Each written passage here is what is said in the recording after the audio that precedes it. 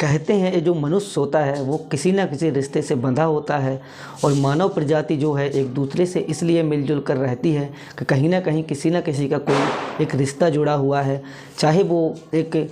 कैसा भी रिश्ता क्यों ना हो, बाप बेटी का हो या फिर चाचा चाची का हो या कैसा भी रिश्ता क्यों ना हो, या फिर वो चाहे वो रिश्ता मानवता का ही क्यों ना हो। और आज के समय में देखा जाए कि कुछ मनुष्य इस तरीके के हो गए हैं कि अपने स्वार्थ के लिए किसी को भी बलि चढ़ा देते हैं और किसी के साथ भी दुष्कर्म जैसी घटना को अंजाम दे देते हैं। और कहीं ना कहीं गलती दोनों की ही होती है कि कुछ रिश्ते अपनी रजामंदगी से बनते हैं तो कुछ रिश्तों को ज़बरदस्ती करके किसी के साथ दुष्कर्म जैसी घटना को अंजाम दिया जाता है। और जो आज आप लोगों के बीच में मैं एक कहानी लेकर आया हूँ, इस कहानी में कुछ इस तरीके का ही कृत्य घटित हुआ है कि एक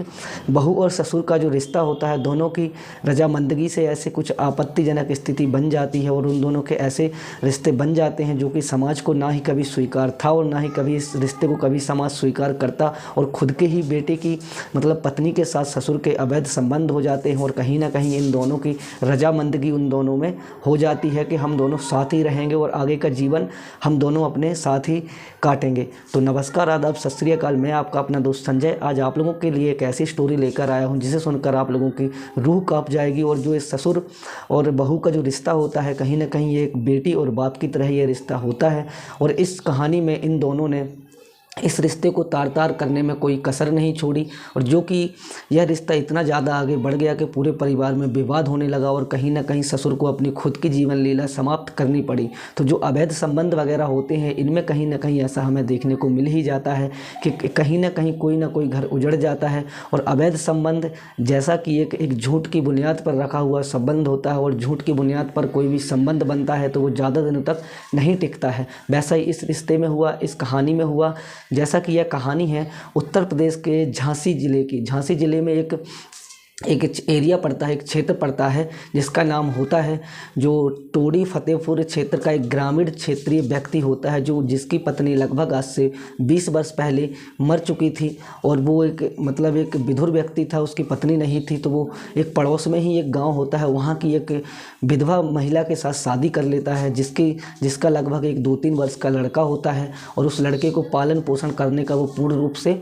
विश्वास दिलाता है कि मैं इस लड़के को पालूंगा और तुम्हें अपनी पत्नी की तरह ही रखूंगा। तो ऐसा सिलसिला चलता रहता है और इनका रिश्ता काफ़ी अच्छे तरीके से चलता है और वो लड़का एक जवान हो जाता है और शादी के लायक वो लड़का हो जाता है। फिर धीरे धीरे जैसे समय व्यतीत होता है तो उस लड़के की वो दोनों मिलके शादी कर देते हैं और उसकी शादी एक बहुत ही अच्छी लड़के के साथ शादी हो जाती है और घर परिवार आराम से चलता रहता है। और कुछ महीने व्यतीत होने के बाद जो उस लड़के की शादी हुई थी, वो जिसके साथ वो लड़की घर में विवाद करने लगती है, लड़ाई झगड़ा करने लगती है, कुछ पैसों की वजह से, कुछ शॉपिंग की वजह से कि मुझे ये चाहिए वो चाहिए। तो एक मिडिल क्लास फैमिली के लिए परिवार चलाना कितना बड़ा ये एक आज के समय में देखा जाए जो मिडिल क्लास फैमिली होती है, परिवार चलाने की बहुत सारे कष्ट से उठाने पड़ते हैं, बहुत मेहनत करनी पड़ती है, मजदूरी करनी पड़ती है, तब चल के वह घर चलता है। तो ऐसा ही वो महिला थी जो लड़ाई झगड़ा घर में करती थी और उसको अपने शौक पूरे करने के लिए चाहे कुछ भी करना पड़े वो करती थी। तो 2-4 महीने व्यतीत होने के बाद ही यह सब कुछ सिलसिला चलने लगा। तो उसका जो पति था, उसका जो व्यक्ति था, उसका बेटा था, उस महिला का पति था, तो वो बोला कि मैं दिल्ली कमाने के लिए जाता हूँ। तो वो झांसी शहर से दिल्ली कमाने के लिए चला जाता है। झांसी शहर जैसे ही पहुँचता है वो दिल्ली, वहाँ पर एक अच्छी जॉब करने लगता है। वहाँ पर उसे 10 से 15 हज़ार रुपये की सैलरी मिलने लगती है और जो कुछ भी वो वहाँ पर कमाता था वो घर पर भेज देता था और काफ़ी अच्छे तरीके से इन लोगों का घर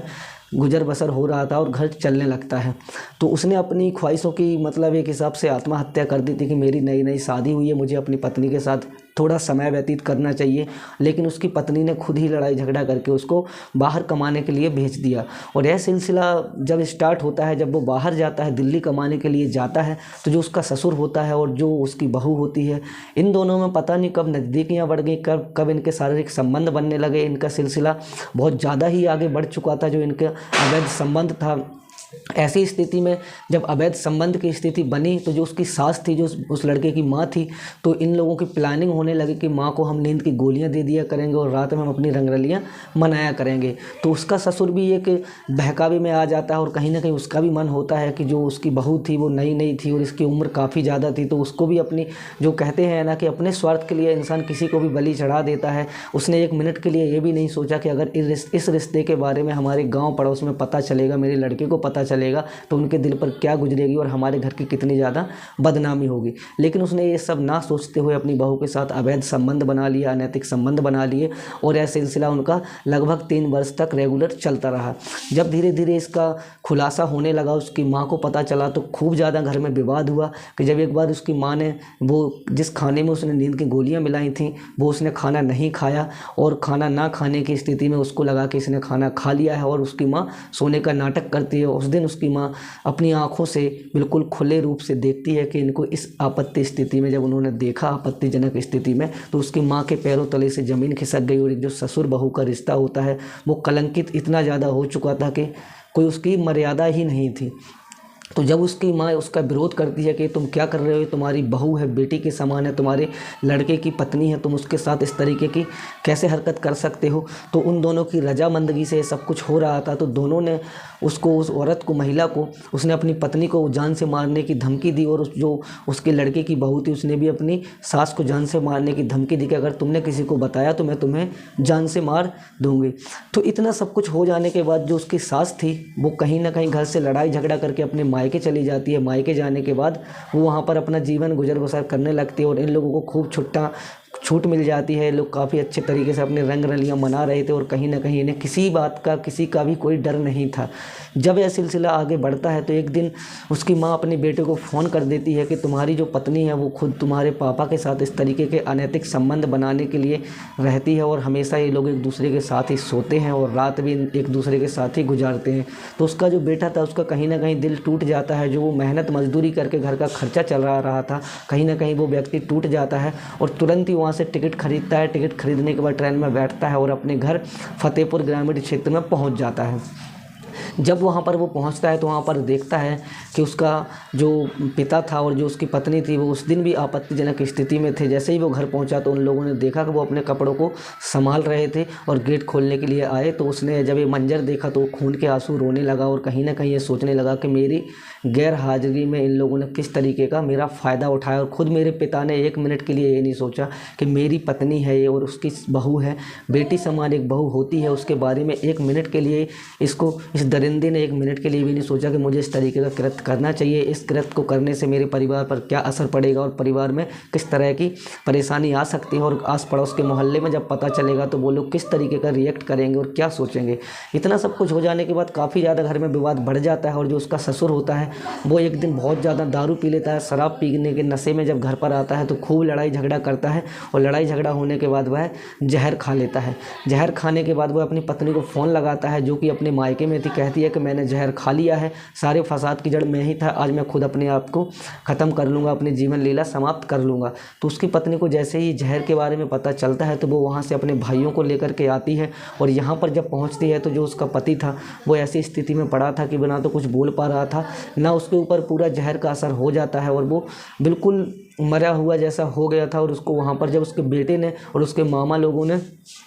उठाया वहाँ से, जो उसकी माँ थी उनने भी उठाया और जो वहाँ पर मेडिकल कॉलेज था, जो वहाँ पर अस्पताल था, बड़ा मेडिकल कॉलेज बोलते हैं जिसको, वो वहाँ पर ले करके गए। तो वहाँ पर पूरी रात तो उसका ट्रीटमेंट चला, इलाज चला, लेकिन उसके बाद जब सुबह हुई तो तकरीबन 6:30 बजे उसने अपना दम तोड़ दिया। तो उसके मर जाने के बाद जब पोस्टमार्टम रिपोर्ट आई, पोस्टमार्टम रिपोर्ट में स्पष्ट रूप से यह हो गया कि इसने जहर खा करके अपनी आत्महत्या की है। और जब वहाँ पर उसकी जो पत्नी थी उसको बुलाया गया तो उसने पूरा खुलासा पुलिस के सामने किया कि इस तरीके का कृत्य हमारे घर में चल रहा था और जो जिसने अपनी बहू के साथ अनैतिक संबंध बना लिए थे, मेरे कई बार रोकने के बाद भी ये लोगों ने मुझे मारने की धमकी दी और मैं अपना घर छोड़ करके अपने मायके चली गई। बेटा दिल्ली में कुछ काम मजदूरी करने के लिए गया हुआ था, इस बीच में इसने जहर खा लिया और अपने आप को समाप्त कर लिया। तो पुलिस ने उसके बयानों के आधार पर उसका जो पोस्टमार्टम होने के बाद घर परिवार वालों को उसका डेड बॉडी सुपुर्द कर दी, उसको सौंप दिया, उसके मृत शरीर को। फिर इन लोगों ने उसका अंतिम संस्कार किया और इतना सब कुछ हो जाने के बाद फिर उसने